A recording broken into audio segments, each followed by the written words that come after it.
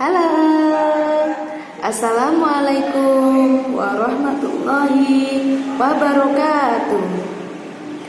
Apa kabarnya anak-anak semua? Alhamdulillah, luar biasa, Allahu Akbar. Semoga kita semua tetap dalam lindungan dan rahmat Allah Subhanahu wa Ta'ala, senantiasa dimudahkan dalam menjalankan aktivitas sehari-hari. Dan aktivitas kita sehari-hari senantiasa mendapatkan ridho dari Allah yang Maha Esa. Baiklah anak-anak, di pagi yang cerah ini kita berjumpa lagi untuk melakukan pembelajaran bahasa Indonesia.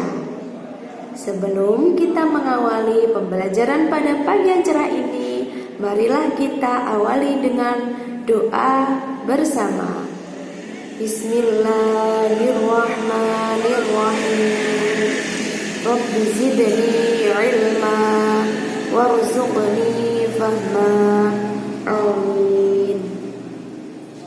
Nah, anak-anak, di sini kita akan belajar tentang identifikasi struktur teks cerita sejarah. Siapa di sini di antara kalian yang sudah pernah membaca tentang teks cerita sejarah? Teks cerita sejarah bisa kita temukan melalui novel sejarah. Bisa kita temukan dari banyak penulis Indonesia terkemuka, seperti Pramudia Anantatur, seperti Ahmad Tohari, Habibur Rahman, El-Shirazi, dan lain sebagainya. Nah, novel sejarah ini termasuk dalam genre teks cerita ulang, karena cerita sejarah ini menceritakan tentang kejadian-kejadian di masa lampau. Bisa kejadian tentang perjuangan seorang tokoh terkemuka, bisa peristiwa tentang sejarah monumen bersejarah dan sejarah asal-usul kota dan sebagainya. Adapun struktur teks cerita sejarah ini ada 6. Yang pertama, pengenalan situasi cerita, atau bisa disebut sebagai eksposisi dan orientasi.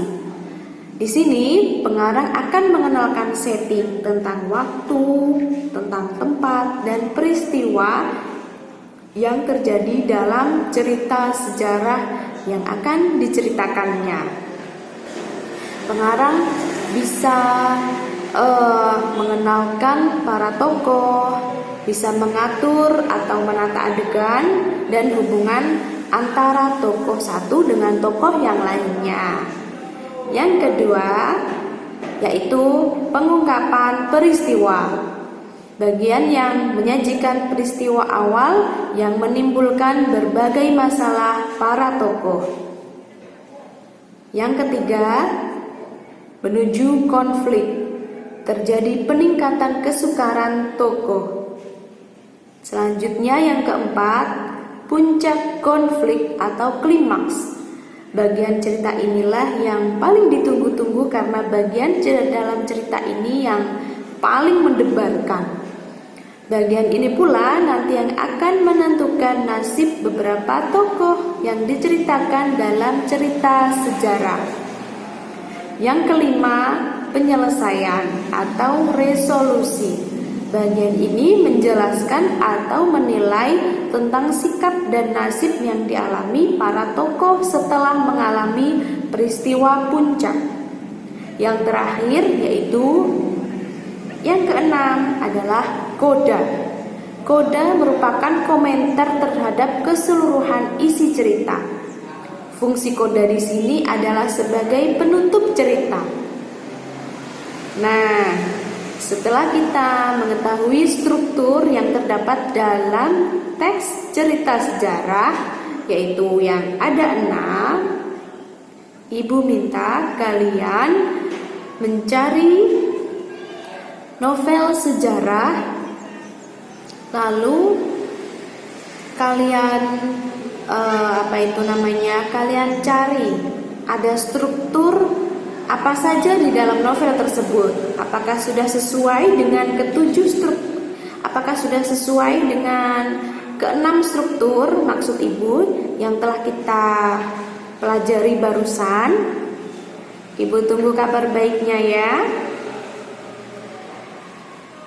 Tugas kalian bisa